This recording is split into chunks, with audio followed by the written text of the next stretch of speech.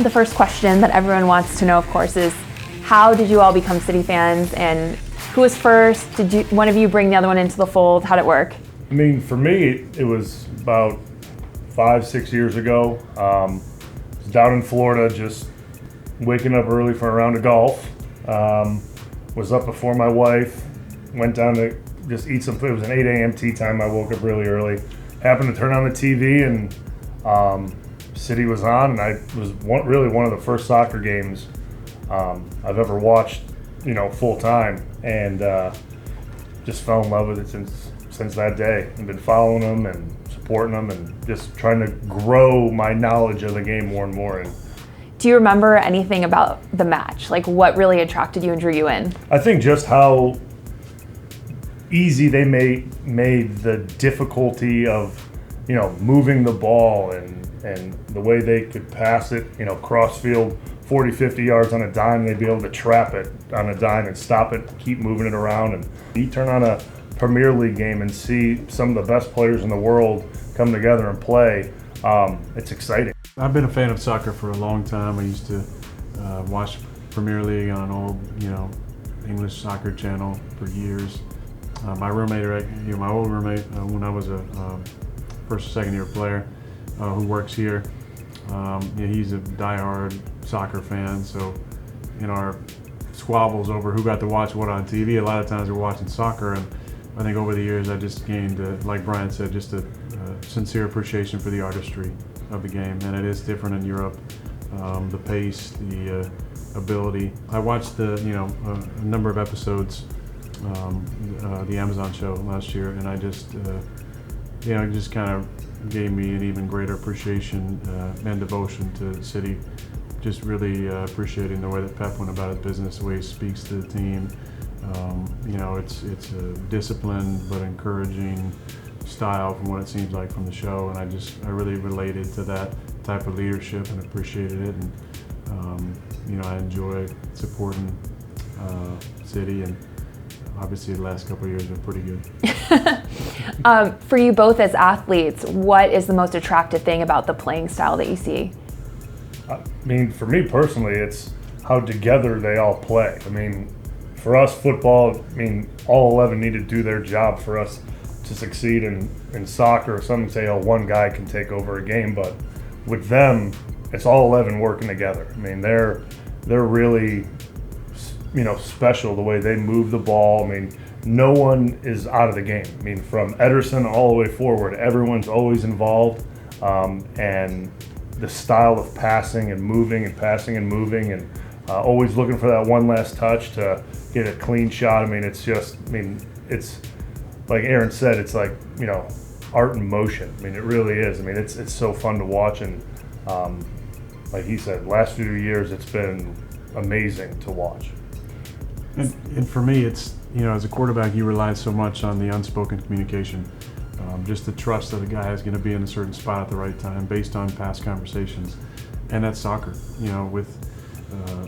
There's not any communication, earpieces, verbal stuff that you can really say in the moment that's going to tell a guy where to be on a De Bruyne cross, but to see them do it so many times, pinpoint passes off their feet. I mean, I have a respect for, doing it with your arm, but the pinpoint passes with their feet is very impressive, and the flow. And at what point did you two realize that you had this love of City in common? He was rocking the kit. I mean, it was instant. Let's talk about this. You know what I mean? I think that was instant. I mean, I always knew he was a fan of soccer, but never really spoke about which teams we liked the best. There wasn't really any of that.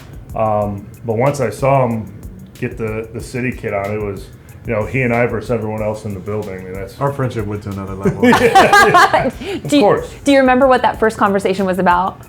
Just a big hug. Yeah, I think just more of a finally on the same side with this. You know what I mean? What's your match day ritual like? Like, where do you all usually watch the games? Is there anything specifically you do? Get coffee, breakfast, anything like that?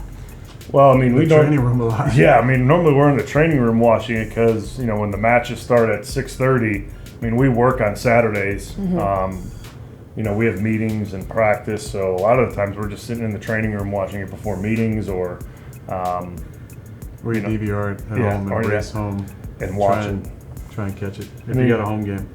Yeah, I mean, my match day ritual is I wear a kid into the building. Really? I pick a player, cause I have a ton of kids, just kind of randomly pick one out and wear it in, and those guys like to give me grief that came in, but. Have either of you worn a City kit here that's proven lucky either to you or to City? Well, I mean, this is a new year. I mean, this is with Puma, so haven't really found that that kit that is a guarantee win. Maybe it'll be this one. Could be this one, but we'll see. I mean, I know last year it was for me. I only had a De Bruyne kit, so I always wore a De Bruyne kit. I'll try it out, see which one works the best. Get into a flow of it. So I know it's hard to pick a favorite, but for each of you, what is one City player, either current or past, that you've really admired? Aguero, Sergio. I enjoy watching him play. I love his pace. I love his finish. I love his passion. He got into a little bit on the sidelines with Pep, but I love his passion, and he's also a good Instagram follow. Yeah.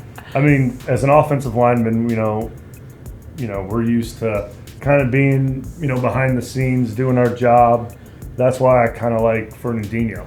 You know what I mean? I think he's a guy that everyone knows his importance in his job, but obviously doesn't get the same accolades as, an Aguero or a Sterling or a De Bruyne, but has a very important job. So he's a guy that I appreciate a lot because I think he does so much for the team that kind of goes unnoticed. And now, Rodriguez stepping in that role, and I mean, I think that's an important role in Pep's system. So the guy that plays that, which has been Fernandinho, is a guy that I admire quite a bit. What was your favorite memory of last season, and what was it like in the locker room when you all knew that City had won the title again, and there were some fans of other clubs?